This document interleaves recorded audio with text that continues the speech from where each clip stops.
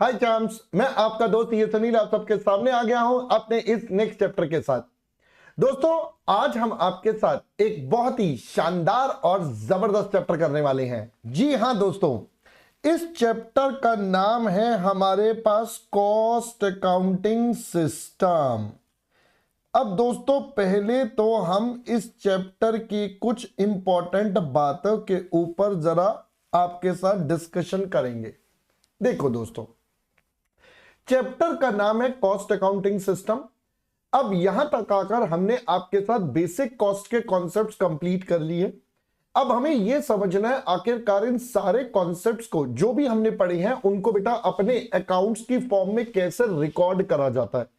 How do we record all those transactions जितनी हमने आपके साथ पढ़ी, मटेरियल में, एम्प्लॉय कॉस्ट में, direct expense, overheads, cost sheet, फिर जॉब कॉस्टिंग, बैच कॉस्टिंग, इन सब में बेटा हमने जो भी आपके साथ पढ़ा इन सबको कैसे रिकॉर्ड करा जाएगा। अब ये एक इंपॉर्टेंट एस्पेक्ट हमारे सामने आता है। सो उसके लिए हमारा ये टॉपिक है बेटा कॉस्ट अकाउंटिंग सिस्टम। ठीक है, अब इस चैप्टर के अंदर बेटा एक्चुअली में दो पार्ट्स हैं। There are two parts to the chapter. वो क्या पार्ट्स हैं वो मैं आपको अभी थोड़ी देर में बताता हूं। पहले इस चैप्टर के बारे में थोड़ी और डिटेल देता हूं, then I will come back to इस चैप्टर के दो पार्ट्स क्या हैं, हमें कैसे कैसे पढ़ना है, क्या क्या होगा, ये सारी बातें मैं आपके साथ डिस्कस करूंगा। ठीक है, तैयार? चलिए, तो अब हम अपने इस चैप्टर को बेटा ज्यादा समय गवाए बिना अपने इस चैप्टर को स्टार्ट करते हैं। सबसे पहले हमारे सामने है कॉस्ट अकाउंटिंग सिस्टम। मतलब हमें यह समझना है कि कॉस्ट के रिकॉर्ड्स कैसे बनाए जाएंगे। How do we actually prepare the records related to the costing. अब इसके लिए बेटा जैसे हम नॉर्मल अकाउंट्स में अपने अकाउंट्स बनाते हैं, सेम पैटर्न पर बेटा हमारे कॉस्ट के भी अकाउंट्स बनते हैं और कॉस्ट के रिकॉर्ड्स बनते हैं। अब ये रिकॉर्ड्स बनाने के हमारे पास प्राइमरीली दो ब्रॉड ऑप्शंस हैं, या दो ब्रॉड तरीके बोल दो। आपको जो बोलना है आप वो इसको बोल सकते हो। तो मतलब सर ये दो तरीके या ऑप्शंस क्या क्या हैं, मैंने कहा वही तो अब मेरे को आपको सबसे पहला पॉइंट बताना है। तो देखो दोस्तों, यहां पर हमारे सामने दो ऑप्शंस आते हैं। सबसे पहला ऑप्शन होता है जिसको हम बोलते हैं हमारा इंटीग्रेटेड सिस्टम। एक तरीका है जिसको हम बोलेंगे इंटीग्रेटेड सिस्टम, और एक और ऑप्शन या तरीका है जिसको हम बोलते हैं हमारा नॉन इंटीग्रेटेड सिस्टम। तो पहली बात, हमारे सामने ये दो ऑप्शंस आते हैं बेटा। एक तरफ है हमारा इंटीग्रेटेड सिस्टम और दूसरी तरफ है हमारा नॉन इंटीग्रेटेड सिस्टम। अब मैं इन दोनों सिस्टम्स के ऊपर आपके साथ थोड़ी सी चर्चा करता हूं। सर, अगर हम इन दो सिस्टम्स को देखें तो इनके नाम में ही सारी चीजें अपने आप इवैल्यूएट या अपने आप आंसर दे देती हैं। जैसे मैं पहले बात करता हूं इंटीग्रेटेड सिस्टम की। बेटा इंटीग्रेट मतलब क्या होता है? इंटीग्रेट मतलब होता है कंबाइनिंग या ज्वाइनिंग, या दोनों को साथ में रखना, दो तीन चीजों को साथ में ज्वाइन कर देना। तो यहां पर हम क्या करेंगे सर, जैसे पहले मैं एग्जांपल देकर बताता हूं। आपके पास एक मल्टी कलर पेन आता है जिसमें रेड, ब्लू, ग्रीन, ब्लैक सारे कलर्स एक साथ ही एक पेन में होते हैं। आप जो क्लिक करोगे वो वाला रिफिल नीचे आ जाता है, आप उससे लिख लेते हो उस कलर से। तो वहां पर कंपनी ने मल्टीपल कलर्स को एक साथ इंटीग्रेट कर दिया, कंबाइन टुगेदर कर दिया। So that becomes your integrated system सबसे पहले। सिमिलर वे बेटा हम यहां पर कहते हैं कि हमारे पास दो प्रकार के कॉन्सेप्ट्स हैं। एक जो हम नॉर्मल अपने फाइनेंशियल अकाउंट्स प्रिपेयर कर रहे हैं, जो आप अपने फाइनेंशियल अकाउंट्स या एडवांस्ड अकाउंटिंग वाले सब्जेक्ट में पढ़ते हो। दूसरा हमारे पास हो गए बेटा सारे के सारे कौन से वाले बेटा, कॉस्ट अकाउंटिंग से रिलेटेड। ये दो प्रकार के सब्जेक्ट सब हमारे सामने हैं। अगर तो हम दोनों को एक साथ मर्ज करके बनाएं, मतलब कॉस्टिंग के रिकॉर्ड्स और जो नॉर्मल फाइनेंशियल अकाउंट्स है दोनों के रिकॉर्ड्स को कंबाइंड टुगेदर कर दे, एक साथ बनाएं, ऐसे सिस्टम को हम बोलते हैं हमारा इंटीग्रेटेड सिस्टम। तो हम यहां पर कहते हैं कि both cost and financial accounts, भाई दोनों के दोनों अकाउंट्स हमारे पास कैसे होंगे, आर प्रिपेयर्ड टुगेदर। यहां पर हम दोनों को बेटा एक साथ मर्ज करके प्रिपेयर कर देते हैं कि लो जी ये दोनों बेटा एक साथ बनेंगे। अब दोनों जब एक साथ बन रहे हैं बेटा, मर्ज होके बन रहे हैं, तो इसका मतलब सर अगर हम सिंपली बोलें यहां पर सिर्फ एक ही P&L बनेगा, उसमें कॉस्टिंग और फाइनेंस दोनों का डेटा एक साथ ही निकलेगा, क्योंकि हम दोनों के अलग अलग रिकॉर्ड्स नहीं बना रहे, दोनों को कंबाइन टुगेदर कर रहे हैं। तो हम यहां पर कहते हैं only one P&L account is prepared. तो आपके पास सिर्फ एंड सिर्फ क्या बनेगा बेटा, एक ही P&L अकाउंट बनेगा। कंपैरेटिवली अगर मैं बात करूं बेटा नॉन इंटीग्रेटेड की, हम यहां पर कह रहे हैं नॉन इंटीग्रेटेड मतलब दो चीजों को कंबाइन नहीं करना, अब कॉम्बिनेशन नहीं बनाना। इसका मतलब अब कॉस्ट के रिकॉर्ड्स आप अलग बनाओ और अपना जो नॉर्मल अकाउंट जो आप बेसिक से 11 से सीखते आ रहे हो वो आप अलग बनाओ और दोनों को सेपरेट सेपरेट रखो। तो यहां पर हमारा इंटरप्रिटेशन होगा both cost and financial accounts, दोनों के दोनों अकाउंट जो हैं बेटा वो कैसे बनेंगे, आर प्रिपेयर्ड सेपरेटली। भाई इनको आप दोनों को अलग अलग बनाएंगे, इनको आपस में मर्ज नहीं करेंगे। मैंने कहा यह बात भी समझ में आती है। अब दोस्तों जब हम इनको अलग अलग बनाएंगे मर्ज नहीं करेंगे तो कहना इसे भाई यहां पर आपके दो प्रकार के P&L बनेंगे। एक तो वो P&L बनेगा जो आप नॉर्मल अकाउंट्स वाला बनाते हो, जिसको आप एक्चुअली P&L अकाउंट या इनकम स्टेटमेंट वगैरह जो मर्जी बोल दीजिए। दूसरा यहां पर क्योंकि हम कॉस्टिंग के रिकॉर्ड्स अलग से बना रहे हैं तो हमारे पास यहां पर बेटा कॉस्टिंग का P&L अकाउंट भी बनेगा। तो पहले तो आपको ये दो सिस्टम समझ में आए होंगे। एक है जिसको बोलते हैं इंटीग्रेटेड, दोनों को मर्ज करके बनाएंगे तो एक P&L। दूसरा सिस्टम है बेटा नॉन इंटीग्रेटेड, सब अलग अलग बनेंगे, अलग अलग मतलब कॉस्ट भी अलग P&L अलग, तो दोनों के अलग अलग P&L या प्रॉफिट निकल कर आएंगे। हमने कहा बात तो ठीक है, ये वाला पॉइंट हमें पार्ट समझ में आता है। चलिए अब यहां पर आते हैं थोड़ा सा और डिटेल में। दोस्तों जरा सोचिए, हमने इस वाले केस में नॉन इंटीग्रेटेड में बात करते हैं, हमने एक P&L बनाया। अब जो P&L बनाएंगे बेटा वो तो एक ही कंपनी का बन रहा है, चाहे वो कॉस्ट का बन रहा है या P&L नॉर्मल अकाउंट्स का, फाइनेंशियल अकाउंट्स का, बेटा दोनों हैं तो एक ही कंपनी के। एक ही पर्टिकुलर पीरियड का डेटा है, वो एक साल मान लेते हैं अभी फिलहाल के लिए। तो एक साल के लिए आपने अकाउंट्स का भी बनाया, कॉस्टिंग का भी बनाया, दोनों का P&L निकाला। प्रैक्टिकली स्पीकिंग दोनों का प्रॉफिट बेटा क्या आना चाहिए, सेम। भाई दोनों सेम पीरियड के कंपनी के तो दोनों का प्रॉफिट भी सेम रहना चाहिए। मैंने कहा बात तो ठीक है भाई, दोनों का प्रॉफिट भी सेम रहना चाहिए, सब कुछ सेम रहना चाहिए, बट सेम होता नहीं है। क्यों नहीं होता सर? क्योंकि बेटा by default there are certain inherent differences between the two. कुछ ऐसे डिफरेंसेस है जो दोनों में होती है। जैसे एग्जांपल के लिए ओवरहेड्स यहां पर एक्चुअल पर आते हैं, यहां पर बेटा रिकवरी बेसिस पर आते हैं। हम यहां पर सारी इनकम लेते हैं, यहां पर सिर्फ सेल्स लेते हैं। ऐसे करके देयर आर मल्टीपल डिफरेंसेस जो हमारे सामने आते हैं। बात तो ठीक है सर। अब दोस्तों हमें क्या ये क्रॉस चेक करना पड़ेगा कि ये दोनों सही बने हैं या नहीं बने? सर करना तो चाहिए। अब इसको वेरीफाई करने के लिए हमें क्या करना पड़ेगा? तो बेटा इन दोनों को वेरीफाई करने के लिए कि ये दोनों सही बने हैं या नहीं बने हैं, अब हम इन दोनों के प्रॉफिट को मैच करने के लिए यहां पर रिकंसिलिएशन का कॉन्सेप्ट बना देते हैं कि यहां पर आपको बेटा इन दोनों को रिकंसाइल करना पड़ेगा। बोलो जी बोलो। यू आर रिक्वायर्ड टू भाई इनको रिकंसाइल करना कि भाई सेम कंपनी का डेटा है, सेम पीरियड का डेटा है, तो प्रैक्टिकली प्रॉफिट सेम आना चाहिए। वी अंडरस्टैंड दोनों में डिफरेंसेस हैं, बट वो डिफरेंसेस हमें आइडेंटिफाइड होने चाहिए।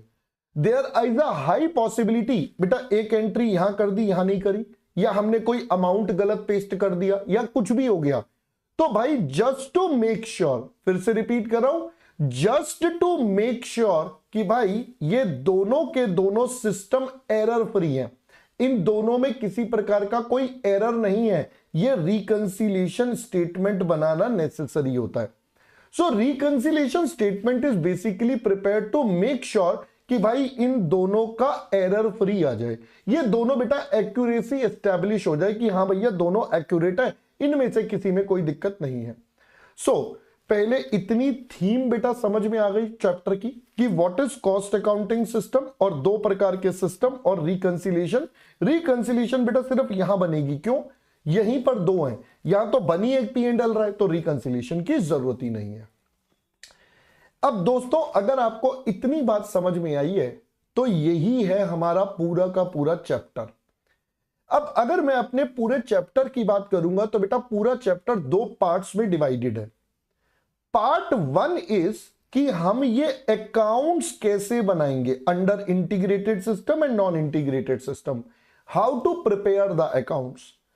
And the second part comes up कि इसकी रिकंसिलिएशन स्टेटमेंट कैसे बनेगी। सो these are the two major aspects or parts of the chapter। तो पहला पार्ट होगा प्रिपरेशन ऑफ दीज अकाउंट्स और दूसरा पार्ट है बेटा रिकंसिलिएशन स्टेटमेंट। मैं आप बच्चों के लिए अगर यहां पर कुछ बाइफरकेशन करके लिखूं तो आई वुड से कि हमारे पास अंडर दिस चैप्टर, अब मैं अगर अपने चैप्टर पर आऊं तो ये है बेटा हमारा पूरा का पूरा chapter. So if we talk about the chapter तो बच्चा हमारे पास आता है क्वेश्चन नंबर 1 से लेकर ये चल रहा है बेटा 5 6 7 8 9, हाँ जी बेटा क्वेश्चन नंबर 1 से लेकर 8 तक ये सबसे पहले बेटा हमारे अकाउंटिंग सिस्टम के क्वेश्चन है जो हमने ये सीखना है कि अकाउंट्स कैसे बनानी है।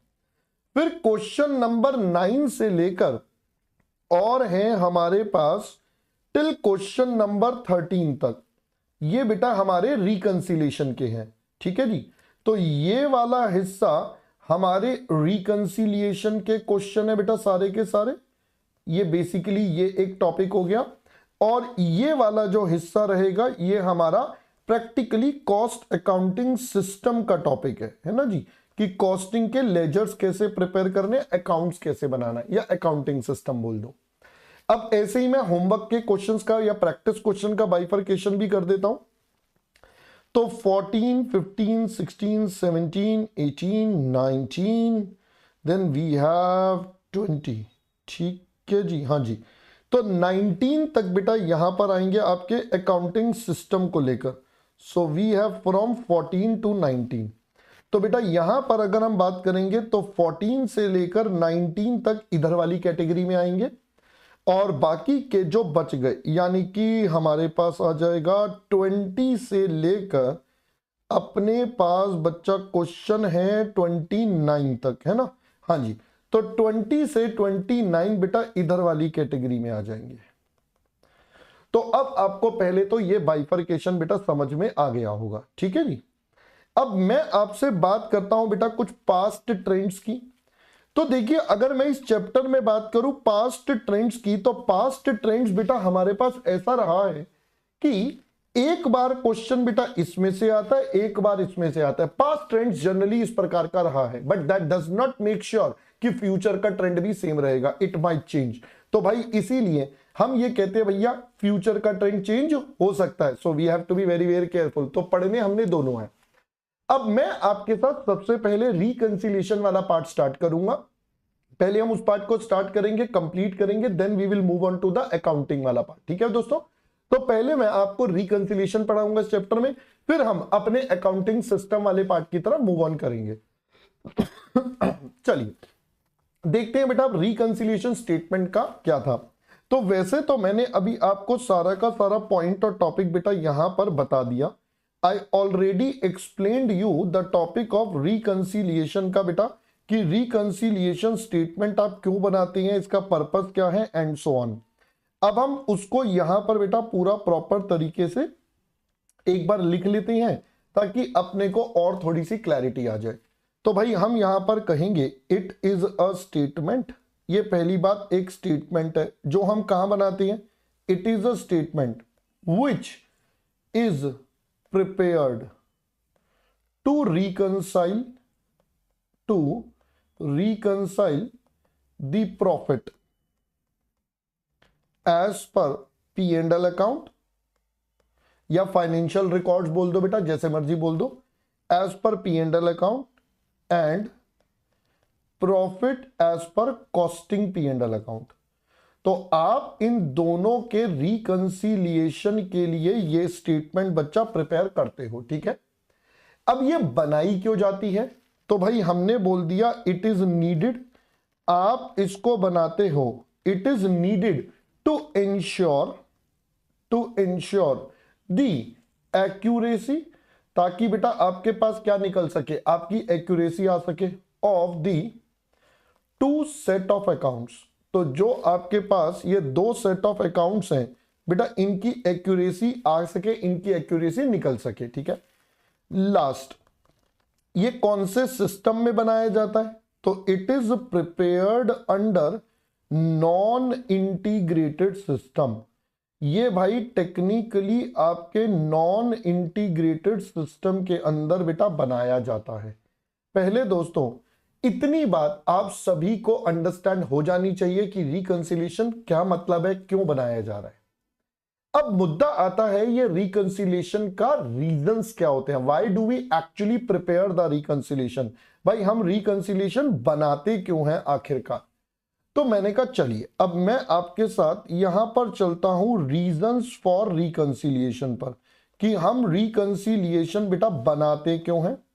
तो रीजंस फॉर रिकंसिलिएशन अगर हम चलेंगे तो देखिए बेटा आपके सामने क्या क्या पॉइंट्स आते हैं।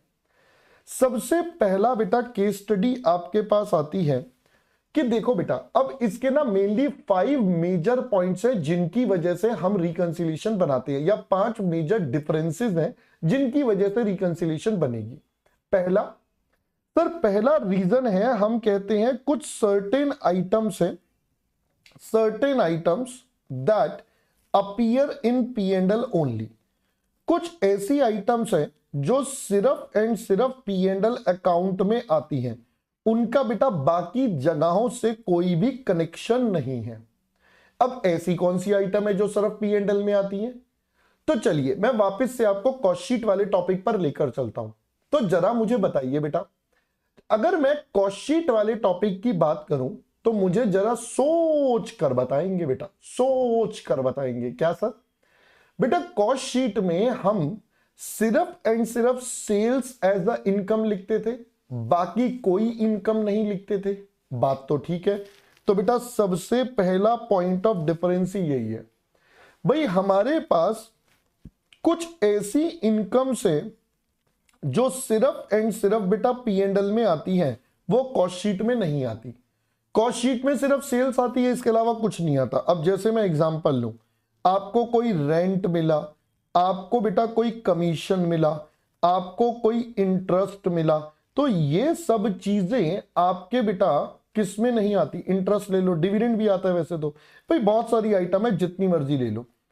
तो ये सब प्रकार की जो इनकम है ये सिर्फ P&L में आती है, ये कॉस्टिंग में नहीं आती। फर्दर आपने कोई प्रॉफिट कमाया ऑन सेल ऑफ एसेट्स और इन्वेस्टमेंट, कोई आपने एसेट्स बेच दिया या कोई इन्वेस्टमेंट बेचा, कुछ भी आपने करा, इन सब पर भी आपके पास सिर्फ इनकम जनरेट होती है बेटा, जो आप कहां पर दिखाते हो, जो आप अपने P&L में दिखाते हो, बाकी कहीं भी नहीं आता। आई होप दोस्तों पहले इतनी बात समझ में आ गई। नेक्स्ट हमारे पास आता है जिसको हम बोलते हैं एक्सपेंसेस इन P&L ओनली। अब कुछ ऐसे खर्चे हैं जो सिर्फ एंड सिर्फ P&L में आते हैं, आइए जरा इनके ऊपर बेटा थोड़ी सी चर्चा कर लेते हैं। ऐसे कौन से खर्चे हैं? तो बेटा अगर मैं आपको सिंपल सा याद दिलाऊं तो जितने एबनॉर्मल लॉस थे वो हम कॉस्टिंग में नहीं दिखाते थे, हम कॉस्टिंग में सिर्फ नॉर्मल लॉस लेते थे जो कंज्यूमर से चार्ज करनी है। तो ऑल एबनॉर्मल लॉस वाली आइटम बेटा यहां से क्या हो जाती थी? हट जाती थी। जैसे अगर हम बात करें, हमारे पास होता था गुडविल और प्रीलिमिनरी एक्सपेंसेस रिटर्न ऑफ, तो अगर ये वाले टाइप के खर्चे हैं ये हम वहां पर नहीं दिखाते थे। इसके अलावा बात करें बेटा हम बैड डेट्स नहीं दिखाते थे। इसके अलावा बात करें आपके पास loss on sale of assets या कोई इन्वेस्टमेंट, ये भी आप नहीं दिखाते थे। तो सिंपल सा कहने का मतलब है बेटा जो भी आपके एबनॉर्मल नेचर की आइटम थी वो हम वहां पर प्रेजेंट नहीं करते थे। बट ये सारे के सारे खर्चे हमारे P&L में तो जरूर आते हैं। तो all these expenses appear in P and L but they don't appear in the cost sheet, so that's why they become a point of difference. हमने कहा ठीक है। तीसरा दोस्तों हमारे पास आता है जिसको हम बोलते हैं appropriation in P and L only.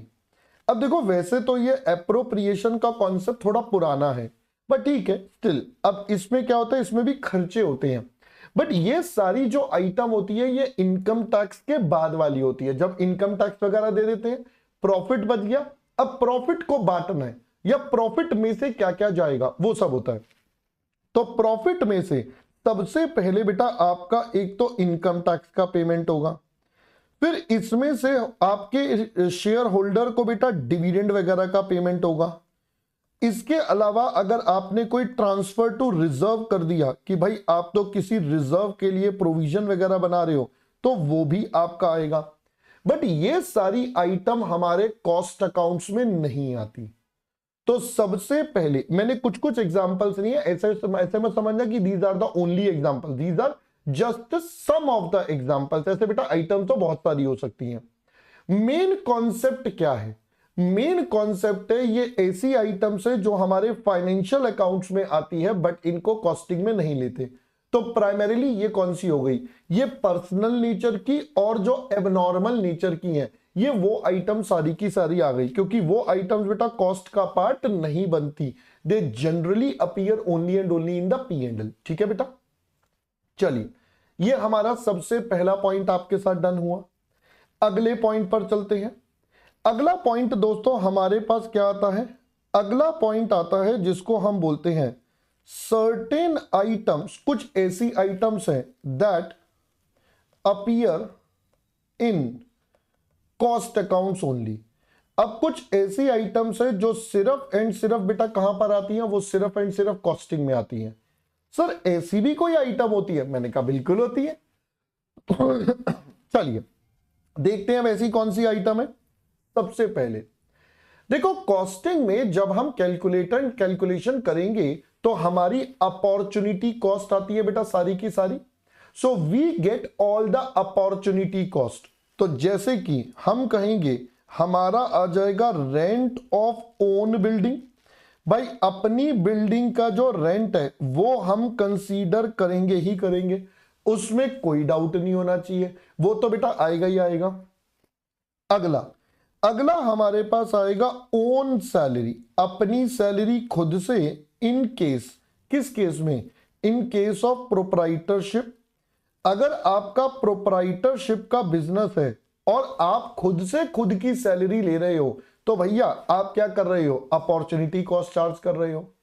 तो टेक्निकली स्पीकिंग ये सारे के सारे एग्जाम्पल बेसिकली कौन से हैं? ये सारे एग्जाम्पल दोस्तों अपॉर्चुनिटी कॉस्ट वाले हैं। So these all examples are related to opportunity cost. Opportunity cost हम कॉस्टिंग में दिखाते हैं बट पी एंड एल में नहीं दिखाते हैं। एक और डिफरेंस हमारे सामने क्रिएट हो गया। तीसरा बेटा हमारे पास हो सकता है हमारी डेप्रीसिएशन की पॉलिसी। भाई देयर इज अ कॉन्सेप्ट कि हमारी डेप्रीसिएशन की पॉलिसी में बेटा क्या हो जाए? बदलाव हो जाए या इसमें कुछ गड़बड़ हो जाए। अब डेप्रीसिएशन की पॉलिसी में अगर कुछ चेंजेस होंगे तो उनको कैसे हैंडल करना है? तो देखो अब डेप्रीसिएशन की वजह से क्या हो सकता है? देयर इज अ पॉसिबिलिटी हम दो सिस्टम्स में अलग अलग मेथड फॉलो कर रहे हो, या हम कॉस्टिंग और पी एंड एल में बेटा अलग अलग रेट ऑफ डेप्रीसिएशन करवा रहे हो, या दोनों हो, जो भी हो। भाई हम दोनों में अलग अलग डेप्रीसिएशन चार्ज कर सकते हैं, जिस वजह से डेप्रीसिएशन का इंपैक्ट हमारे पास आ सकता है। तो भाई ये तो हमें क्वेश्चन में गिवन ही होगा, तो हमें इसमें कोई ज्यादा दिमाग नहीं लगाना। एग्जामिनर दोनों मेथड्स के डेप्रीसिएशन बता देगा, हमें बस उनका ट्रीटमेंट करना पड़ेगा। सो दिस में अराइज, ये हो क्या हो सकता है? दिस में अराइज ड्यू टू, बताइए बेटा, due to adoption of different methods. भाई आपके पास जो भिन्न भिन्न प्रकार के बेटा मेथड्स होंगे उनके बेस पर, या फिर और रेट ऑफ डेप्रीसिएशन, या फिर हमारे डेप्रीसिएशन के बेटा रेट में परिवर्तन आ सकता है in both set of accounts. तो बोथ सेट ऑफ अकाउंट्स में बेटा आपके पास ये वाला चेंजेस आ सकते हैं जिसको हमें फोरसी करना है, जिसको हमें लुक फॉर करना है। हमने कहा ठीक है सर, ये बात भी हमें समझ में आती है। चलिए let's move on to the next one, fourth. अगला दोस्तों, जैसा कि मैंने आपको पहले भी बताया था भाई, दोनों सिस्टम में हमारे ओवरहेड्स के ट्रीटमेंट के ऊपर गड़बड़ है। दोनों सिस्टम्स में हमारा मेथड ऑफ चार्जिंग ओवरहेड बेटा अलग अलग है। अब जिसकी वजह से दोनों सेट ऑफ अकाउंट्स में क्या आ सकते हैं, डिफरेंसेस। जैसे अगर मैं बात करूं सबसे पहले बच्चा फाइनेंशियल अकाउंट्स की, तो बताइए फाइनेंशियल अकाउंट्स में आप ओवरहेड्स कैसे चार्ज करते हैं। तो फाइनेंशियल अकाउंट्स में ओवरहेड्स हमेशा एक्चुअल बेसिस पर आते हैं। जितना रेंट आया, जितना इलेक्ट्रिसिटी हुआ, सीधा उठा के P&L में डाल दिया। तो बेसिकली अगर मैं सिंपल भाषा में बोलूं तो can I say overheads are recorded on actual basis. जो आपका एक्चुअल में नुकसान होगा या जो आपका एक्चुअली में पैसे दिए, उसी बेसिस पर आप अपने ओवरहेड्स को अपनी कॉस्ट में चार्ज करते हो। बात तो ठीक है सर। अब मैं अगर इसको कंपेयर करूं बेटा अपने कॉस्ट अकाउंट्स में, तो हम कॉस्ट अकाउंट्स में क्या करते हैं, अब बताइए। ओवरहेड्स का चैप्टर आप पूरा पढ़ चुके हैं। तो सबसे पहले ओवरहेड्स का एस्टिमेशन डिस्ट्रीब्यूशन होता है, फिर रिकवरी रेट निकलता है, और उस रिकवरी रेट के बेस पर हम वो पैसा अपने प्रोडक्ट या कंज्यूमर से लेते हैं। तो सबसे पहला बेटा स्टेप क्या होता है, सबसे पहला होता है total overheads are estimated and distributed. तो अपने ओवरहेड्स को हम एस्टिमेट करते हैं एंड डिस्ट्रीब्यूट भी करते हैं अमंग डिपार्टमेंट्स। तो अलग अलग जो हमारे पास डिपार्टमेंट्स हैं, जितने भी हैं बेटा, हम उन सबको यहां पर इंक्लूड कर लेते हैं, कैलकुलेट कर लेते हैं। फिर दूसरा बेटा हमारे पास क्या आ जाता है, दूसरा आता है हम इसके बेस पर अपना बच्चा रिकवरी रेट निकालते हैं। So we calculate our recovery rate based on this data. And finally हम कहते हैं भाई जितने हमारे खर्चे हैं उनको हम क्या करते हैं, ओवरहेड्स आर चार्ज्ड। आप इसको चार्ज्ड भी करते हो, आप इसको रिकवर्ड भी करते हो, और आप इसको एब्जॉर्ब भी करते हो। तीनों में से बेटा कोई भी वर्ड बोल दो, इन कॉस्ट अकाउंट्स आप ये पैसा अब चार्ज करते हो। कौन से बेसिस पर, इन कॉस्ट अकाउंट्स अपन शॉर्ट में बोल देते हैं बेटा डायरेक्टली,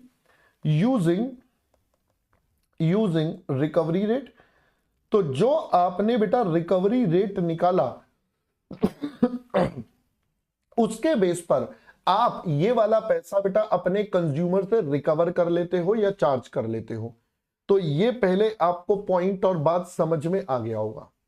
तो देखिए मैंने आपको 5 में से 4 पॉइंट बता दिए, जो चारों बहुत ही सिंपल सी बातें हैं, कोई टेक्निकल पॉइंट नहीं है इनमें से अभी तक। तो पहला पॉइंट हमारा क्या है भाई, कुछ ऐसे खर्चे हैं जो सिर्फ P&L में आते हैं, जैसे इनकम्स हो गई, एक्सपेंसेस या अप्रोप्रिएशन, एक ही बात है बेटा। तो इनको एक तो ये आइडेंटिफाई करने पड़ेंगे। दूसरा कुछ ऐसे खर्चे हैं जो सिर्फ कॉस्टिंग में आते हैं, ठीक है सर, आइडेंटिफाइड हो जाएंगे, प्राइमरीली ये अपॉर्चुनिटी नेचर का है। तीसरा हमारे पास आ गया बेटा डेप्रिसिएशन का, पॉलिसी की डेप्रिसिएशन कैसे होता है। तो ये क्यों होता है बेटा, अलग अलग मेथड हो सकते हैं, अलग अलग रेट हो सकते हैं, जिस वजह से डिफरेंस आता है। चौथा ओवरहेड्स, ओवरहेड्स का सिंपल सा फंडा है सर, फाइनेंशियल अकाउंट्स में एक्चुअल पर आती है, जबकि कॉस्टिंग में बेटा रिकवरी रेट का इस्तेमाल करके आते हैं। मेनली तो यही डिफरेंस है। चल यहां तक की बात समझ में आ जाती है, यहां तक के पॉइंट्स तो काफी कंपैरेटिवली इजी थे। अब आते हैं बेटा हमारे लास्ट पॉइंट पर। लास्ट पॉइंट थोड़ा सा ट्रिकी है, थोड़ा सा बस ट्रिकी है, बट एक बार समझ में आ गया तो काम खत्म, ठीक है। चलिए अब मैं आपको थोड़ा सा डिटेल में लेकर चलता हूं अपने पॉइंट नंबर 5, लास्ट पॉइंट की तरफ बेटा, हमारा लास्ट पॉइंट। अब ये क्या कहता है सर, हमारे पास ना स्टॉक का वैल्यूएशन होता है, वी कैलकुलेट अवर स्टॉक। सो अब मैं आपको यह दिखाऊंगा कि भाई कॉस्टिंग और P&L में दोनों में स्टॉक का वैल्यूएशन कैसे होता है। तो अगला पॉइंट है कि भाई हमारे पास दोनों में क्या होता है, difference in valuation of stock, या इन स्टॉक वैल्यू कर दो बेटा, ठीक है। स्टॉक की वैल्यू में डिफरेंस आ सकता है। अब ये डिफरेंस क्यों आ सकता है, इसके पीछे का क्या फंडा है, आइए अब हम आपके साथ पहले इसको डिटेल में समझते हैं और इसको दोस्तों एनालाइज करते हैं कि पंगा क्या है। ठीक है, चलिए मैं अब आपके साथ सबसे पहले आपके लिए कॉस्ट शीट प्रिपेयर करता हूं। तो अगर मैं कॉस्टिंग में बात करूं तो हम सबसे पहले अपनी कॉस्ट शीट यहां प्रिपेयर करवाते हैं। तो बताइए कॉस्ट शीट बेटा कैसे बनती थी। सबसे पहले आता था रॉ मटेरियल कंज्यूम्ड, भाई मैंने ऊपर वाला पार्ट नहीं लिया, वो मेरे लिए भी कंसर्न भी नहीं है। फिर आ जाएगा बेटा डायरेक्ट वेजेस, अगला आता है हमारा डायरेक्ट एक्सपेंसेस। ये तीनों को अगर हम ऐड ऑन कर देते हैं तो अपने पास निकल कर आता है दोस्तों हमारा प्राइम कॉस्ट। प्राइम कॉस्ट आने के बाद अब हम इसमें क्या जोड़ देंगे सर, अब हम इसमें जोड़ देंगे हमारे फैक्ट्री के ओवरहेड्स। ये हमने दोस्तों फैक्ट्री के ओवरहेड्स आपके साथ जोड़ दिए। ये जोड़ने के बाद आपके पास क्या निकल कर आ जाएगा सर, आपके पास आता है ग्रॉस फैक्ट्री कॉस्ट। फिर आप इसमें एडजस्ट करते थे अपना ओपनिंग WIP माइनस करते थे बेटा क्लोजिंग WIP। जैसे ही आप ये एडजस्ट करते थे फिर इसके बाद आपके पास क्या निकलता था बेटा, इसके बाद हमारे पास आता है NFC। अब इसके बाद वैसे तो हमने वो 5 आइटम पढ़ी थी, कौन कौन सी बेटा, QCC, R&D, primary packing and so on. वैसे मैं लिख देता हूं, ऑल्दो इस टॉपिक में वो आते नहीं है, एग्जामिनर इस टॉपिक में देता नहीं है, but still for a safer side आपको याद रहे मैं लिख देता हूं। मैं शॉर्ट में लिख देता हूं बेटा QCC रिसर्च एंड डेवलपमेंट, फिर आपके पास प्राइमरी पैकिंग। तो 3 आइटम तो ये होती थी। फिर उसके अलावा बेटा इसमें से आप माइनस करते थे स्क्रैप, ठीक है, जो भी आपके पास है। अब जो मेन लड़ाई है वो है नेक्स्ट आइटम की, जो होता है एडमिनिस्ट्रेटिव एक्सपेंसेस। तो भाई मैं यहां पर अब जोड़ दूंगा हमारे एडमिन ओवरहेड्स, बट यहां पर कौन से वाले होते थे, तो यहां पर होते थे रिलेटेड टू प्रोडक्शन वाले। जो प्रोडक्शन से रिलेटेड है वो वाले खर्चे बेटा हम यहां पर लिखते थे। ये लिखने के बाद हमारे पास निकलकर आता था बेटा हमारा COP।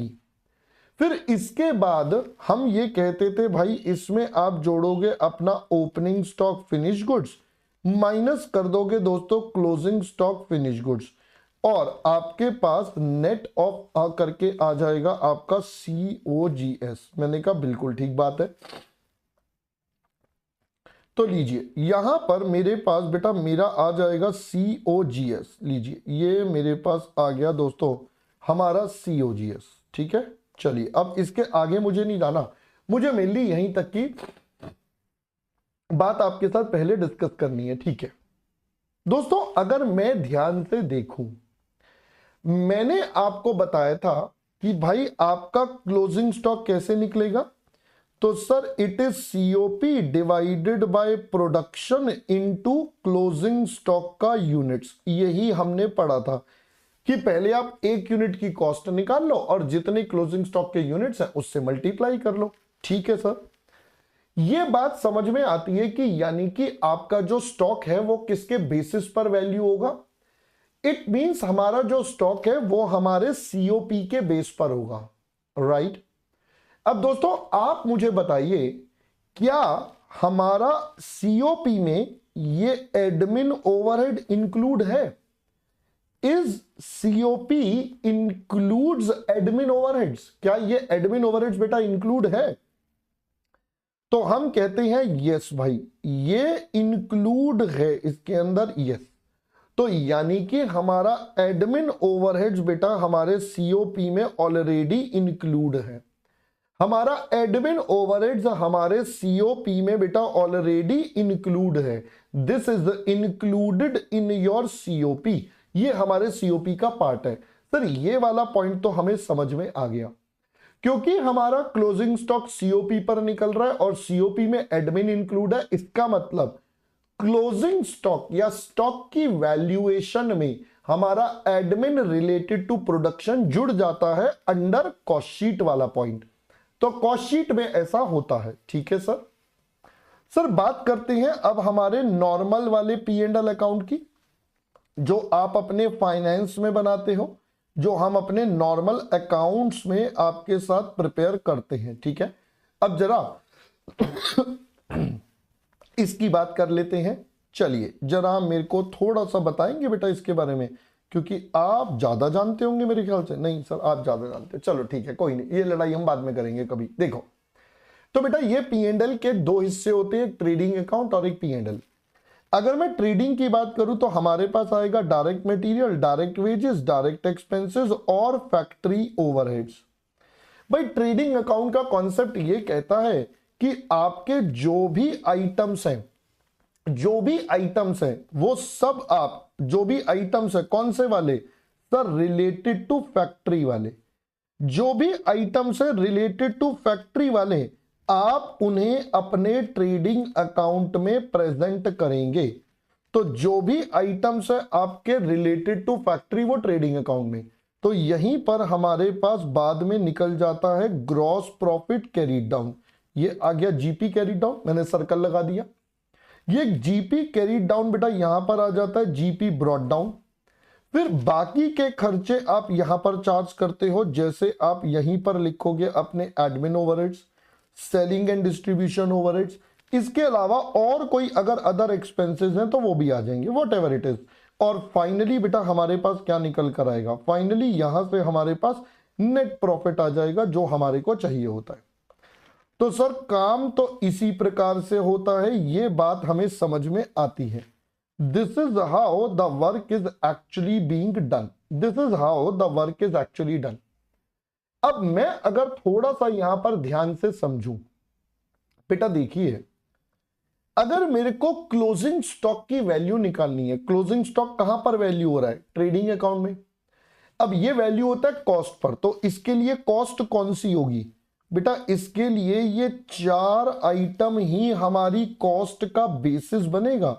सोच के देखिए यहां पर क्लोजिंग स्टॉक निकालने के लिए मैंने सिर्फ ये 4 आइटम लिए हैं, तो इन 4 आइटम की कॉस्ट के बेस पर ही हमारा क्लोजिंग स्टॉक निकलेगा। इसका मतलब दूसरे शब्दों में बोले तो एडमिन ओवरहेड्स यहां पर इंक्लूड नहीं होगा। जबकि कंपेयर करूं तो कॉस्ट शीट में एडमिन ओवरहेड्स सीओपी का पार्ट है, वो सीओपी के बेस पर है तो इंक्लूड होता है। यहां पर एडमिन ओवरहेड्स इंक्लूड नहीं होगा।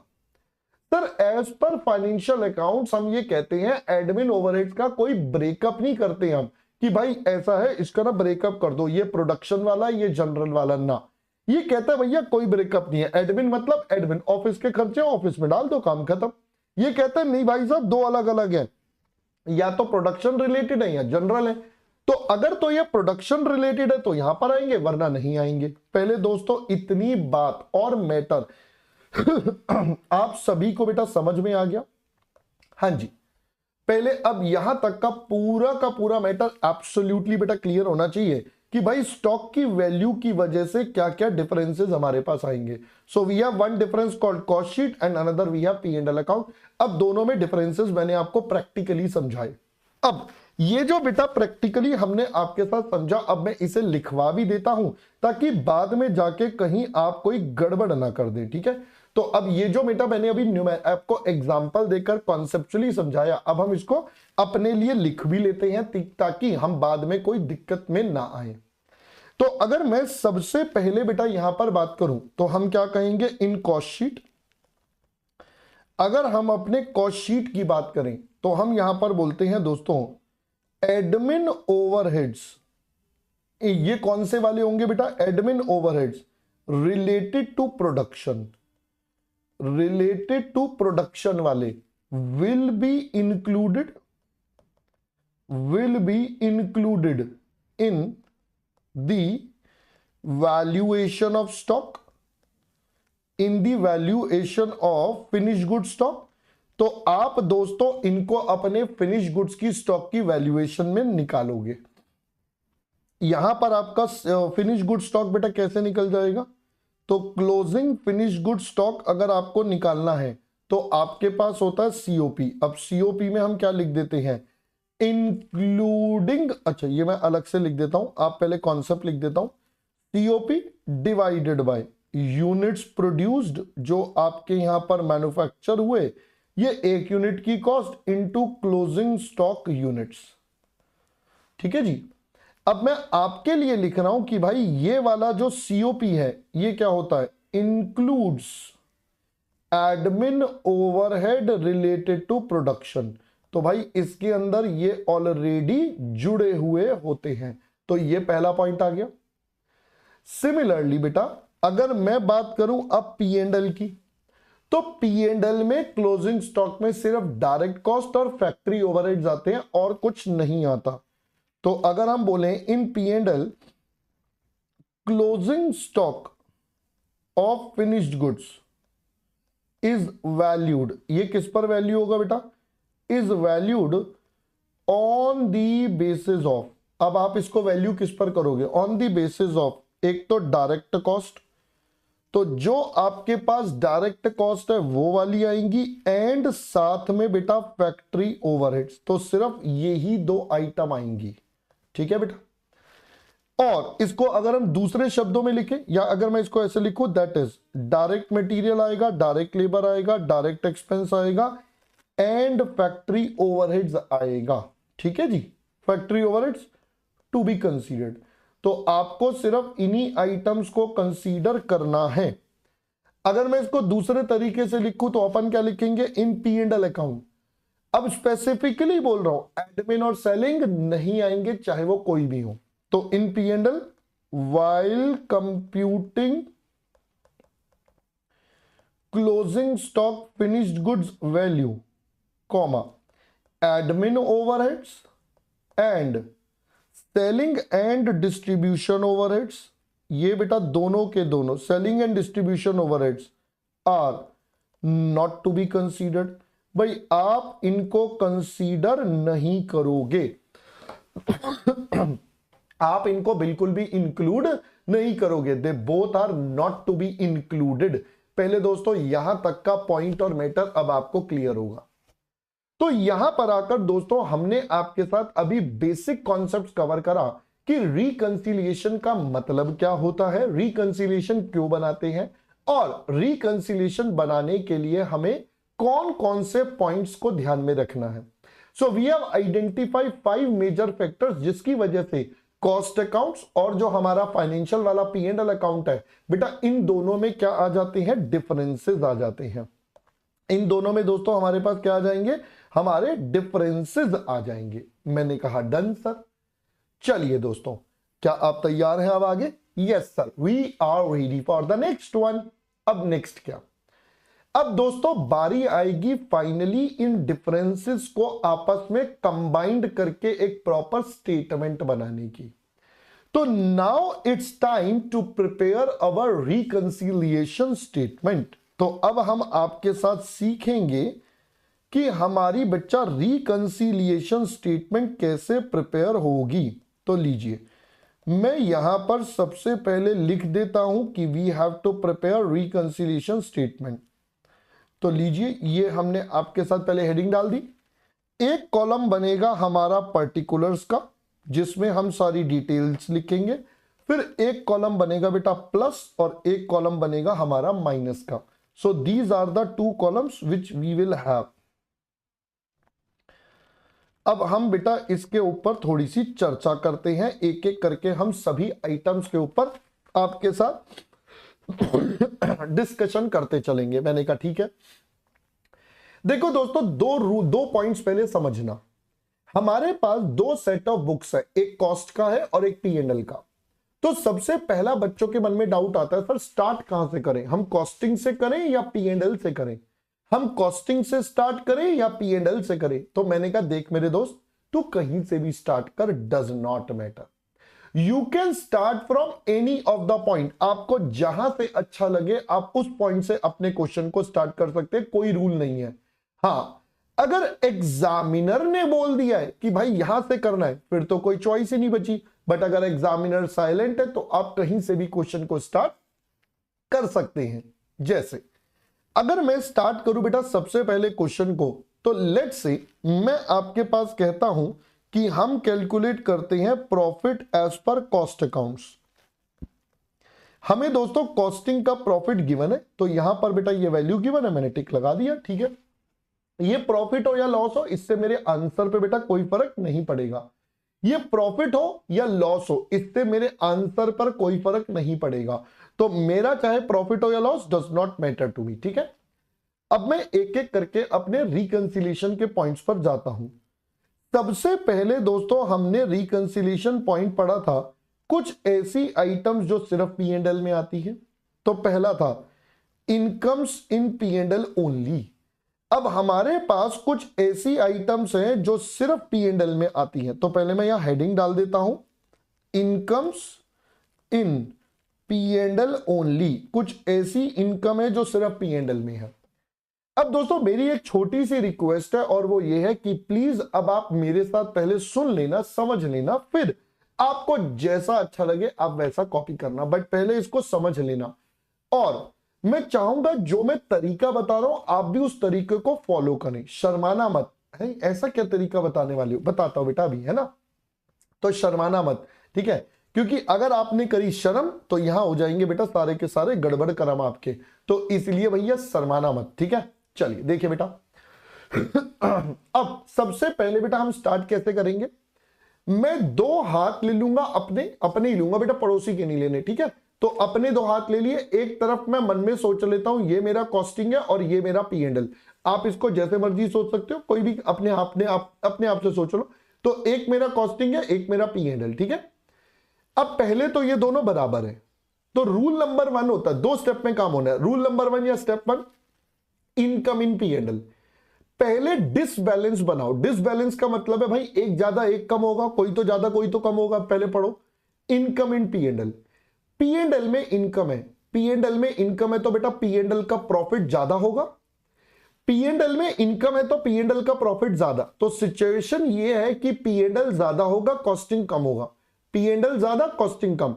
आप इसको ऐसे भी समझ सकते हो, पी एंड एल में इनकम है, कॉस्टिंग में नहीं है, तो कॉस्टिंग कम होगा। अगेन जैसे मर्जी इंटरप्रेट कर लो बेटा, एक ज्यादा एक कम, तो पी एंड एल ज्यादा आएगा, कॉस्टिंग कम आएगा। सिंपल सा रूल है। हमने कहा ठीक है।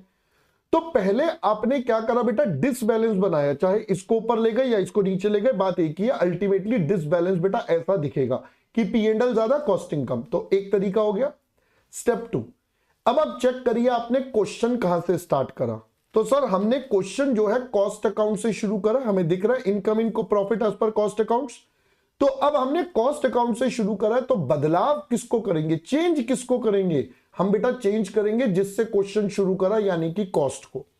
तो अब हम अपने कॉस्ट अकाउंट को बदलेंगे। तो कॉस्ट अकाउंट को बदल के बेटा क्या कर देंगे, ऊपर कॉस्ट अकाउंट को बराबर करना पड़ेगा, तभी तो बैलेंस बनेगा। रिकंसिलिएशन कब आएगा, जब बराबर हो। तो भैया कॉस्ट अकाउंट्स को चेंज करना है तो ये क्या करना पड़ेगा, ऐड। तो यानी कि ये आइटम आपके पास हो जाएगी प्लस। ये बेसिक तरीका है जो आपने अपने फाउंडेशन वगैरह में भी सीखा होगा कि आपका रिकंसिलिएशन अकाउंट्स बेटा कैसे बनते हैं, बिल्कुल सेम तरीका है, ठीक है। चलो एक और आइटम लेते हैं। अगला आइटम इसके अंदर है बच्चा expenses in P and L only. अगला आइटम हमारे पास है expenses in P and L only. अब हमारे पास खर्चे हैं। अब खर्चे हैं पी एंड एल में तो पी एंड एल डाउन है, खर्चे हैं पी एंड एल में, पी एंड एल डाउन है, डिसबैलेंस हो गया।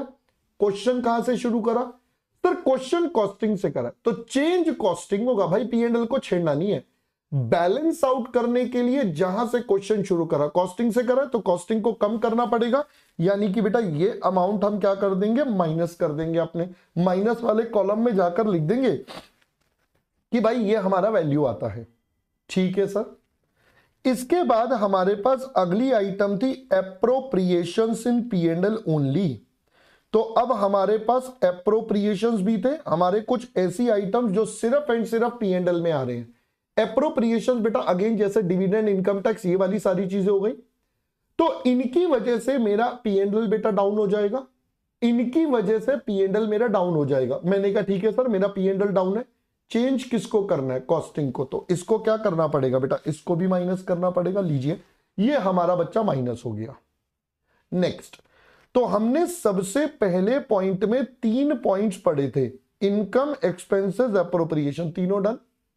अगला items that appear in cost accounts only, primarily ये अपॉर्चुनिटी कॉस्ट है तो बेटा खर्चे हैं। तो हम इसके लिए बोलते हैं भाई यहां पर इनका नेट आ जाएगा एक्सपेंसेस इन कॉस्ट अकाउंट्स ओनली। ये बेटा आपके पास आ जाएगा कुछ ऐसे खर्चे जो सिर्फ एंड सिर्फ कॉस्टिंग में है, कुछ ऐसे खर्चे जो सिर्फ एंड सिर्फ कॉस्टिंग में है। तो चलिए बताइए, खर्चे हैं जो कॉस्टिंग में है। अब कॉस्टिंग बेटा डाउन है, खर्चे हैं कॉस्टिंग में, कॉस्टिंग डाउन है, बैलेंस कैसे करेंगे बेटा? बैलेंस करने के लिए अब हमें क्या करना पड़ेगा? चेंज कॉस्टिंग को करना है, क्योंकि क्वेश्चन कॉस्टिंग से शुरू करा था, तो इसे क्या कर देंगे? Add back. तो एड बैक करेंगे तो बेटा ये आपका प्लस वाली साइड आ जाएगा। ठीक है सर, ये सेकेंड आइटम भी डन हो गई। उसके बाद हमने पढ़ा था बेटा हमारी डेप्रिसिएशन की पॉलिसी। ये बेटा क्वेश्चन में से ही देख लेंगे। आपको नॉर्मली क्वेश्चन में दोनों डेप्रिसिएशन बेटा गिवन होंगे या तो डिफरेंस गिवन होगा, तो जैसा भी होगा उसको ट्रीट कर लेंगे। ये हम क्वेश्चन में से ही देख लेंगे, तो इस पर भी ज्यादा दिमाग नहीं लगा रहे। अगला है बेटा ट्रीटमेंट ऑफ ओवरहेड्स। भाई आपके पास फाइनेंशियल अकाउंट्स में एक्चुअल है, कॉस्ट अकाउंट्स में रिकवर्ड है। अब बताइए इन दोनों का जो डिफरेंस होता है वो क्या था? सर वो हमारा अंडर या ओवर रिकवरी कहलाता था, हमने ओवरहेड्स के चैप्टर में पढ़ा था। अब या तो अंडर रिकवरी होगा या ओवर रिकवरी, दो में से कोई एक होगा। बट अब ध्यान से सुनना सर होगा तो दोनों में से कोई एक, ये तो पक्का है, या तो अंडर या ओवर। बट ये अंडर या ओवर रिकवरी होगा किसमें? सर ये हमेशा कॉस्ट अकाउंट्स में होगा। अंडर रिकवरी या ओवर रिकवरी दोनों ही दोस्तों हमारे कॉस्ट अकाउंट्स में होंगे। इनका पी एंड एल से कोई कनेक्शन नहीं है, क्योंकि पी एंड एल में तो एक्चुअली आता है जो हमने पे करा। सो अंडर या over recovery will always be there in your cost accounts and nowhere else. हमने कहा ठीक है सर। तो अब अंडर रिकवरी ओवर रिकवरी हमेशा बेटा इंग्लिश में जब लिखेंगे तो आपको बाय डिफॉल्ट समझ में आना चाहिए कॉस्टिंग की बात हो रही है। तो दो केस बन सकते हैं। पहला केस अंडर रिकवर्ड ओवरहेड्स, या तो आपके पास अंडर रिकवरी हो गई या आपके पास बेटा ओवर रिकवरी हो गई। अब बाय डिफॉल्ट है अंडर रिकवरी हो या ओवर रिकवरी बेटा दोनों कॉस्टिंग में होंगे। चलिए समझते हैं अंडर रिकवरी का मतलब क्या हुआ। अंडर रिकवरी का मतलब है आपने कॉस्टिंग में खर्चा कम दिखाया, आपने कॉस्टिंग में खर्चा कम दिखाया हुआ है। तो आइए जरा सोचते हैं, अंडर रिकवरी का मतलब है हमारे ओवरहेड्स कम है कॉस्टिंग में। ओवरहेड्स मतलब खर्चा कम है, तो बेटा प्रॉफिट ज्यादा होगा। ये इंटरप्रिटेशन बहुत सारे गड़बड़ कर जाती है, इसलिए दोबारा बताता हूं। ओवरहेड्स है बेटा खर्चा, अंडर रिकवरी का मतलब कॉस्टिंग में कम है, तो कॉस्टिंग में अगर खर्चा कम है इसका मतलब बेटा आपका प्रॉफिट ज्यादा। कॉस्टिंग का खर्चा कम है इसका मतलब प्रॉफिट ज्यादा, तो कॉस्टिंग का प्रॉफिट ज्यादा है और ये सिनेरियो है। क्वेश्चन शुरू करा कॉस्टिंग से तो चेंज होगा कॉस्टिंग, तो इसको क्या करना पड़ेगा? माइनस। देखो बेटा प्लस माइनस कोई भी हो सकता है, प्लस माइनस कोई भी हो सकता है डिपेंडिंग अपॉन क्वेश्चन। अब ये पी एंड एल से करते तो ये बेटा उल्टा हो जाता, प्लस हो जाता, फिर आपको इसको बढ़ाना पड़ता, simple. Over recovery, over recovery की अगर मैं बात करूं इसका मतलब आपने खर्चा दिखा दिया ज्यादा, खर्चा दिखा दिया ज्यादा तो प्रॉफिट हो गया कम, खर्चा ज्यादा प्रॉफिट कम। अब बैलेंस कैसे करेंगे? बैलेंस करने के लिए आपको फिर से कॉस्टिंग को चेंज करना है, तो बेटा इसे क्या करना पड़ेगा? आपको इसे ऐड बैक करना पड़ेगा। मैंने कहा लो जी, ये हमारा बेटा फिर से ऐड बैक हो गया। आई होप दोस्तों पहले इतनी बात आप सभी को समझ में आ गई, ये अंडर रिकवरी ओवर रिकवरी वाली। यहां तक अब मेरे हिसाब से आपके मन में कोई डाउट नहीं होना चाहिए, राइट? चलिए अब ये वाला कॉन्सेप्ट भी हमारा डन हो गया बेटा, पॉइंट नंबर 4 भी हमारा डन हो गया। चलते हैं बेटा पॉइंट नंबर 5 यानी कि स्टॉक की वैल्यू के पास। स्टॉक की वैल्यू में बेटा हमारे पास अब देखो दो प्रकार के स्टॉक होते हैं, एक ओपनिंग और एक क्लोजिंग। अब हम यहां पर उससे रिलेटेड जितने केस बन सकते हैं मैं वो सारे केसेस यहां पर लिखता हूं पहले। तो सबसे पहला केस ये हो सकता है under valued opening stock in cost accounts, under valued opening stock in cost accounts. साथ साथ आपके पास हो सकता है over valued opening stock in cost accounts. अब देखो बेटा, एक बात पहले, अच्छा चलो पहले let me complete with the things, फिर मैं आपसे डिस्कशन करूंगा। अगला हो सकता है under valued closing stock in cost accounts, और या फिर हो सकता है over valued closing stock in cost accounts. तो मैंने कॉमा कॉमा डाल दिया, थोड़ा कॉपी पेस्ट रिपीटिशन से बचने के लिए। चलिए अब मेरी बात जरा ध्यान से सुनेंगे बेटा। यहां पर देखो दोस्तों, पहले तो दो प्रकार के हैं, ओपनिंग क्लोजिंग। अब ये कहीं भी अंडर या ओवर हो सकते हैं। भाई ओवरहेड्स के लिए तो हमें पता था अंडर ओवर हमेशा कॉस्टिंग में होगा, इसलिए हमने लिखा भी नहीं। बट ये कहीं भी हो सकती हैं। जैसे मान लो अगर हम कह रहे हैं कॉस्टिंग में 100 रुपए का ओपनिंग स्टॉक है, P&L में 150 का है, तो अब मैं इसी चीज को दो तरीकों से बोल सकता हूं। पहला, under valued opening stock in cost, क्योंकि बेटा इसमें 100 का है, P&L में 200 150 का है। या इसको ऐसे भी तो बोल सकते हैं, over valued opening stock in P&L। तो दोनों एक ही बात है, ठीक है। तो आप वर्ड्स चेंज कर सकते हो। यहां पर स्पेसिफिकली लिखना पड़ता है कि ये अंडर या ओवर कॉस्टिंग का है या P&L का है, लिखना पड़ता है। यहां लिखने की जरूरत नहीं है क्योंकि ये बाय डिफॉल्ट बेटा कॉस्टिंग में ही होता है। हमने कहा ठीक है। अब हम इनके ऊपर थोड़ी सी चर्चा करते हैं। देखो दोस्तों, ये ओपनिंग और क्लोजिंग स्टॉक हमेशा से बच्चों के लिए मुसीबत है। तो मैंने इनका एक सिंपल सा तरीका आपको बताता हूं ताकि आपको हमेशा के लिए दिमाग में सेट हो जाए। दोस्तों, ओपनिंग स्टॉक क्या होता है? सर, ओपनिंग स्टॉक हमारे P&L के डेबिट साइड आता है। डेबिट साइड में क्या आते हैं? डेबिट साइड में सर सारे एक्सपेंसेस आते हैं। मैंने कहा ठीक है। तो बस मैं अब से ओपनिंग स्टॉक को अपना एक्सपेंस बोलूंगा। मैं ओपनिंग स्टॉक को बोलूंगा एक्सपेंस और क्लोजिंग स्टॉक को बोलूंगा बेटा इनकम। सिंपल सा लॉजिक। तो मैं अब से ओपनिंग स्टॉक को बोलूंगा एक्सपेंस और क्लोजिंग स्टॉक को इनकम, क्योंकि वो क्रेडिट साइड आता है। अब पढ़ते हैं। खर्चा कम है कॉस्टिंग में। अब समझ में आया कितने आराम से पढ़ लिया हमने। खर्चा कम है कॉस्टिंग में। बेटा अब अगर खर्चा कम है तो प्रॉफिट ज्यादा। चेंज कॉस्टिंग को करना है तो हमें इसे क्या करना पड़ेगा? सर हमें इसे माइनस करना पड़ेगा, क्योंकि हमारा खर्चा ज्यादा है। सॉरी, खर्चा कम है, खर्चा कम प्रॉफिट ज्यादा, बैलेंस कर दिया, खत्म कहानी। आइए दोबारा से।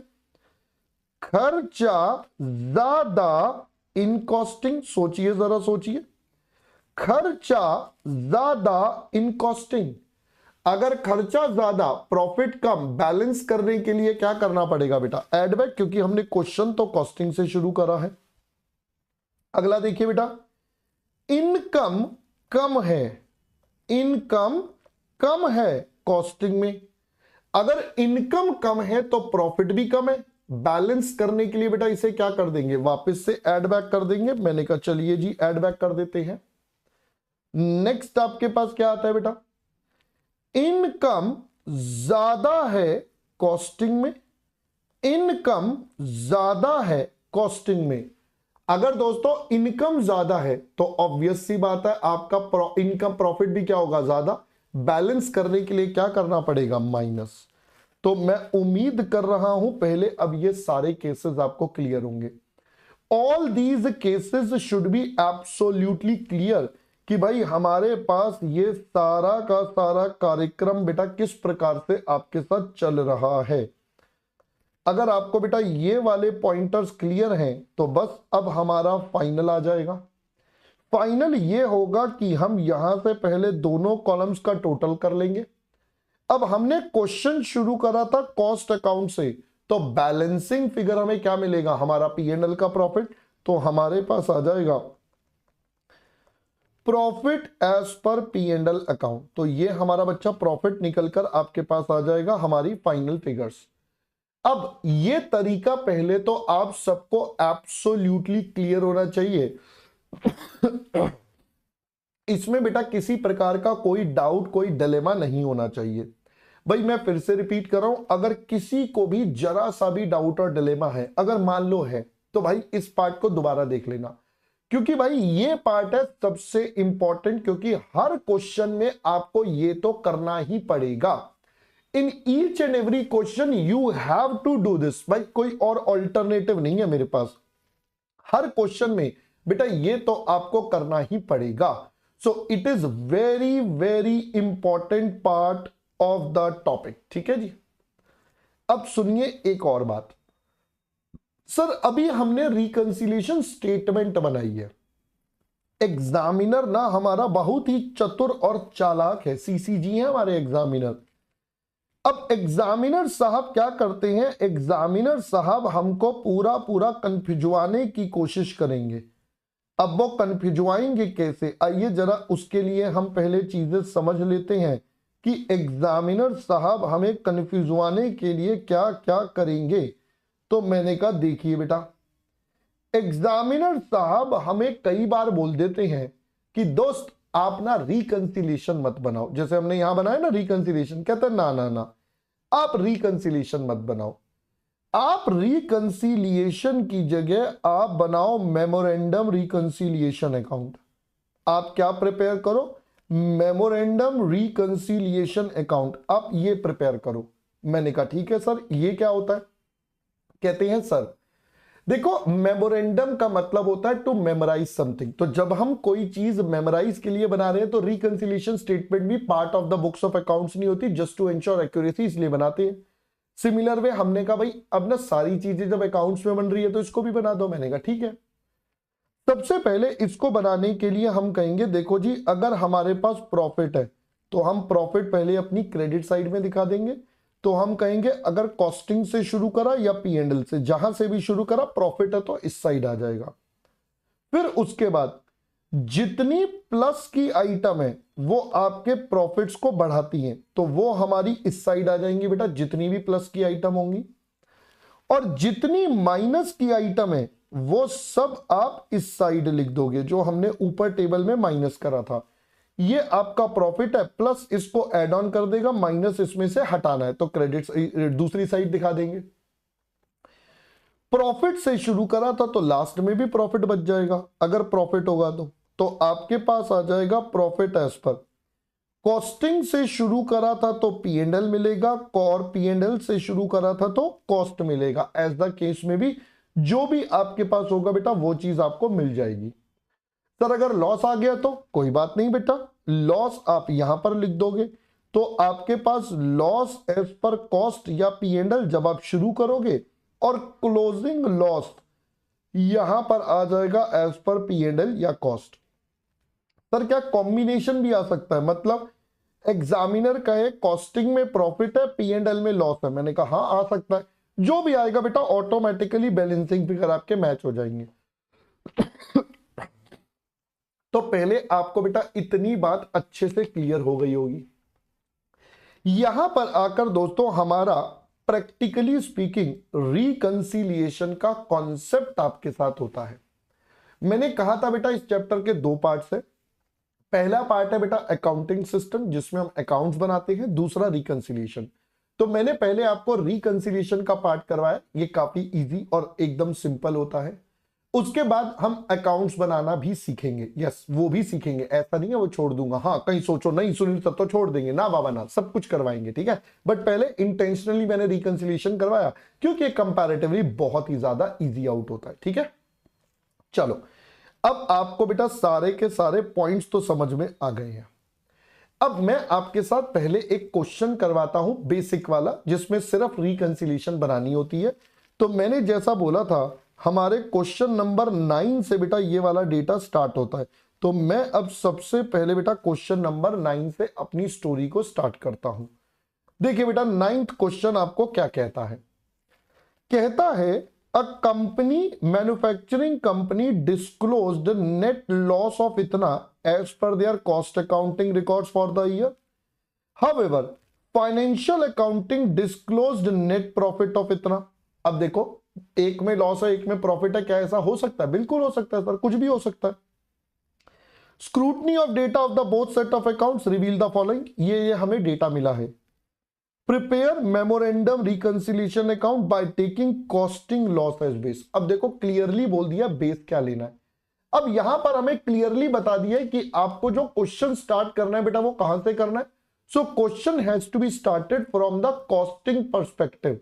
तो आपको स्टार्ट कॉस्टिंग से करना है और आपको स्पेसिफिकली बोला रिकंसिलिएशन अकाउंट बनाना है, मेमोरेंडम वाला। तो चलिए अब हम इसका बेटा रिकंसिलिएशन अकाउंट आपके साथ प्रिपेयर करते हैं। तो मैं यहां पर आपके लिए बना देता हूं अपना एक छोटू सा परफॉर्मा, ठीक है जी। तो मैं यहां पर लिख देता हूं we are preparing memorandum reconciliation account, ठीक है, शॉर्ट में लिख दिया। सबसे पहले बोला गया है कि आपका कॉस्टिंग के लॉस से स्टार्ट करना है। अब आपको बोल दिया, ना बोलता तो मैं P&L से भी कर सकता था, बट अब बोल दिया है। तो लॉस है 48,700 का, तो भाई लॉस आता है यहां पर। अब इसमें 2 बाय लिखने की जरूरत नहीं है।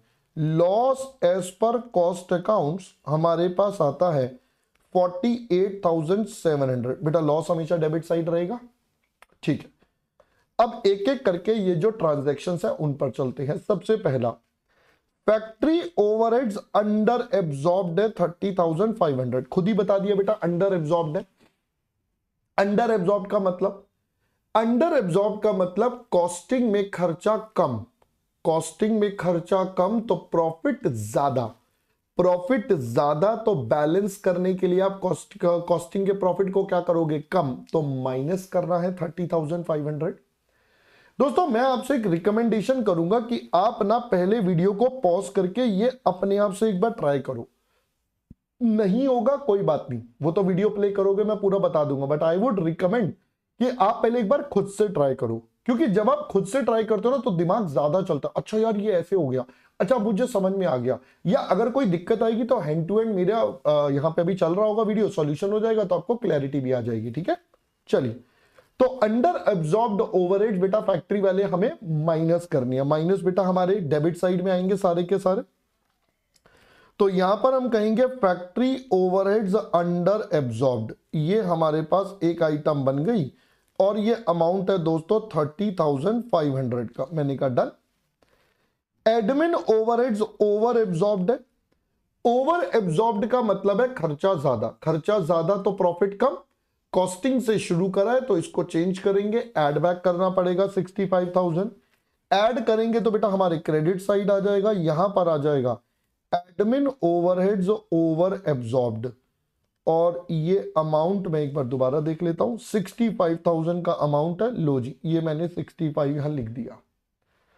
नेक्स्ट हमारे पास आता है डेप्रीसिएशन चार्ज्ड इन अकाउंट्स। बेटा थोड़ा सा ना ध्यान से पढ़ना, डेप्रीसिएशन दोनों गिवन है। अगर हम ध्यान से देखें तो हमें कॉस्टिंग का और P&L के बेटा दोनों गिवन है, ये रहे।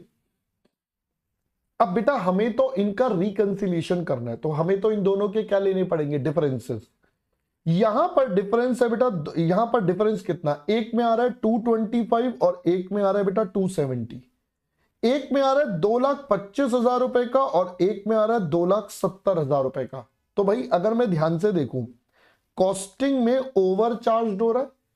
अब हम यहां पर कहेंगे क्योंकि डेप्रीसिएशन हमारा ओवरहेड्स का पार्ट है तो हम हमेशा कॉस्टिंग के पर्सपेक्टिव से देखेंगे। तो डेप्रीसिएशन ओवर चार्ज हो रहा है, कॉस्टिंग में ओवर चार्ज हो रहा है, इसका मतलब खर्चा ज्यादा, खर्चा ज्यादा तो प्रॉफिट कम, प्रॉफिट कम है। बैलेंस करने के लिए आप क्या करोगे बेटा, वापस से इसको एडअप कर दोगे। बैलेंस करने के लिए आप इसे वापस से एडअप कर दोगे। सो आप इसको वापस से एडअप करोगे, मतलब इसको ऐड करना है। ऐड करना है तो बेटा इस साइड आ जाएगा depreciation over charged in cost accounts, ये आपके पास निकल आएगा बेटा कितना, तो यहां पर हो जाएगा 270 और 225, तो ये हो जाएगा 2,70,000 माइनस 2,25,000। तो अगर मैं बच्चा यहां पर कैलकुलेट करूंगा, so this brings us to me to a amount of 45,000 rupees. मैंने कहा डन सर, ये भी समझ में आता है। चलिए आगे देखते हैं बेटा, और आगे क्या बोला है। आगे कहता है इनकम टैक्स का प्रोविजन। अब देखो बाय डिफॉल्ट पता है इनकम टैक्स का प्रोविजन तो हम P&L में डालते हैं। P&L में खर्चा है, यानी कि P&L मेरा डाउन है ना, P&L डाउन है। चेंज किसको कर रहा है सर, चेंज कॉस्टिंग को करना है, तो ये भी माइनस होगा 52,400। माइनस होगा तो बेटा डेबिट साइड आ जाएगा, यहां पर आ जाएगा इनकम टैक्स का प्रोविजन। ये आपके पास आ जाएगा बेटा 52,400। मैंने कहा लो जी, ये भी डेटा रेडी हो गया। Next we have transfer fee credited in P&L। भाई क्रेडिट का मतलब है ये मेरे P&L की इनकम है। दोस्तों ये मेरे P&L की इनकम है, क्रेडिट हो रखा है, तो 10,200 इनकम है, तो P&L में इनकम है, P&L बढ़ा हुआ है। बैलेंस करने के लिए कॉस्टिंग को चेंज करना है, तो हम क्या करेंगे बेटा, इसे ऐड ऑन कर देंगे 10,200 ट्रांसफर फीस है ना बेटा, तो ऐड ऑन कर देंगे तो यहां पर आ जाएगा ट्रांसफर फी। ये है दोस्तों 10,200, ये हमारा ऐड ऑन हो जाएगा। चलिए next item we have obsolescence loss charged in financial accounts.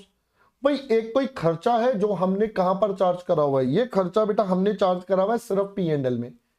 खर्चा है P&L में, P&L डाउन है, कॉस्टिंग को भी डाउन कर दो 20,700 का, तो यहां पर दोस्तों हमारे पास आ जाएगा, माइनस करना है तो यहां पर आ जाएगा ऑब्सोलीसेंस लॉस।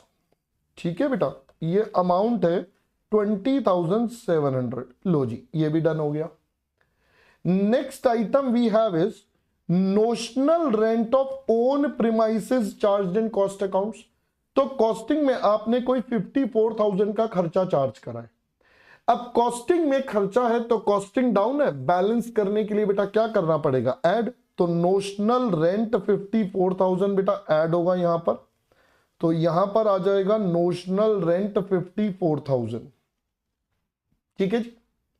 Next opening stock. अब मैंने आपको क्या समझाया था अभी, ओपनिंग स्टॉक बोले तो खर्चा, तो मैं तो मान लूंगा भैया ये खर्चा है। कॉस्टिंग में खर्चा 138 का, फाइनेंशियल में खर्चा 115 का। बेटा दोनों खर्चे मेरे सामने हैं। अब इन दोनों खर्चों में देखिए, P&L कॉस्टिंग में खर्चा ज्यादा, P&L में कम। कॉस्टिंग में खर्चा ज्यादा, P&L में कम। कॉस्टिंग में अगर खर्चा ज्यादा है, प्रॉफिट कम है, तो ऐड बैक करना है। कितना, दोनों का डिफरेंस। तो अगर हम दोनों का डिफरेंस लेंगे तो आता है 23,000, तो भाई ये ऐड बैक करना है। अब स्टॉक है तो ये कहीं भी ज्यादा कहीं भी कम, कुछ भी लिख सकते हो। वैसे यहां पर कॉस्टिंग में ज्यादा हो रहा है तो हम लिख देते हैं over valued opening stock in cost accounts. अब इसके लिए लिखना पड़ेगा कि किसमें ज्यादा है। आप इसको ऐसे भी लिख सकते हो, under valued opening stock in P&L, वो भी चलेगा, दोनों ही सेम बात है। सॉरी, 138 और 115, 1,38,000, 1,15,000, ये बेटा आपका डिफरेंसेस आ गए, हमने कहा डन। नेक्स्ट आपको बोला है क्लोजिंग स्टॉक का वैल्यू। आपको बताया बेटा कॉस्टिंग में 122 है और P&L में 1,12,500, तो बेटा डिफरेंस कितना आता है, डिफरेंस आपके पास है 12,500 का। डिफरेंस है बेटा 12,500 का। हमने कहा बात तो ठीक है। तो दोस्तों अगर मैं यहां पर कैलकुलेशन करूं तो कैसे होगी, डिफरेंस 12,500 है, नहीं सर मैंने गलत कर दिया, वो तो 1,25 पे आता, 9,500 है, सॉरी। कॉस्टिंग में ज्यादा है, P&L में कम, क्लोजिंग स्टॉक होती है इनकम। तो कॉस्टिंग में इनकम ज्यादा है तो कॉस्टिंग का प्रॉफिट ज्यादा, बैलेंस करने के लिए माइनस करना पड़ेगा 9,500। तो अब आप इसे क्या लिखोगे बेटा, कॉस्टिंग में ही ओवर वैल्यूड कर दो इसे, या अंडर वैल्यूड बेटा P&L भी लिख सकते हो। तो अपने पास हो जाएगा over valued closing stock in costing. तो डिफरेंस बेटा हमारे पास है 9,500। आपके लिए मैं लिख देता हूं 122, 112,500। So this is 122 minus 112,500। ठीक है जी। इसके अलावा दैट्स ऑल। अब हमारी सारी एडजस्टमेंट्स यहां पर आकर कंप्लीट हो गई है। We are all done with the data. अब दोस्तों लेट्स क्लोज द थिंग्स। अब फाइनली बेटा हम अपनी चीजों को यहां पर क्लोज आउट कर सकते हैं। Let's make a total of it. अब मैं यहां पर अपने टोटल निकाल लूंगा। टोटल निकालने के बाद अब देखो, वैसे तो मुझे पता ही है कि हमारे पास प्रॉफिट आना चाहिए 35,400 का, तो आना ही चाहिए। Let's make a total of it. 65, 45, 10, 200, 54,000, 23,000। ये टोटल आता है दोस्तों 1,97,200, 197,200 ही आएगा। 48,700, 3,500, 52,400, 2,700, 9,500, अरे वाह भाई वाह, एक ही बार में मैथ 35,400।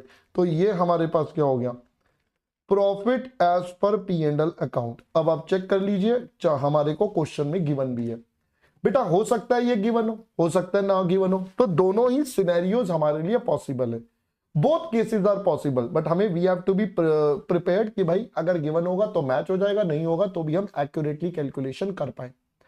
फिर से बोल रहा हूं, इस क्वेश्चन में गिवन था कॉस्टिंग लॉस को बनाना है, तो हमने कॉस्टिंग से शुरू करा, वरना आप कहीं से भी शुरू कर सकते हो, कोई ऐसा रूल नहीं है कि आपको कहां से शुरू करना है। ठीक है दोस्तों, आज मैं इस सेशन को यहीं पर क्लोज करूंगा। सर क्या बात कर रहे हो, इतना छोटा सा? हाँ बेटा, छोटा सा ही सेशन है, 1.25 घंटे का, अप्रोक्सीमेटली 1 आवर 15 मिनट समथिंग हुए। भाई इस सेशन को मैं इतना सिर्फ इसलिए रख रहा हूं ताकि पहले आप इतना अच्छे से कर लें, इससे रिलेटेड प्रैक्टिस कर लें, वरना क्या होगा, मैं आगे का कॉन्सेप्ट अगर करवाऊंगा तो बेटा आप ना फिर गड़बड़ कर जाओगे, क्योंकि ये कॉन्सेप्ट अगर स्ट्रांग नहीं हुआ तो आगे में दिक्कत आएगी। आगे जो भी आएंगे वो इसके एड ऑन आएंगे। अब ये तो हर क्वेश्चन में करना है, मैं बार बार बोल रहा हूं, this reconciliation statement has to be prepared in each and every question. अब जो भी इसके आगे क्वेश्चन है वो उसमें एड ऑन पॉइंट्स होंगे, तो आई वुड रिकमेंड कि पहले आप यहां तक अपनी प्रैक्टिस कर लीजिए, क्वेश्चन सॉल्व कर लीजिए, फिर उसके आगे का स्टार्ट करेंगे। ठीक है, चलिए मैं अब आपको अगर होमवर्क के पर्सपेक्टिव से बात करूं तो आप होमवर्क कौन सा कर सकते हैं मैं बताता हूं। ये देखिए बेटा, क्वेश्चन नंबर 20 कर सकते हैं आप सबसे पहले, ये वही है जैसा भी मैंने क्वेश्चन करवाया। 21 आप कर सकते हैं, 22 आप कर सकते हैं, 23 आप कर सकते हैं, बस यहां तक कर सकते हैं।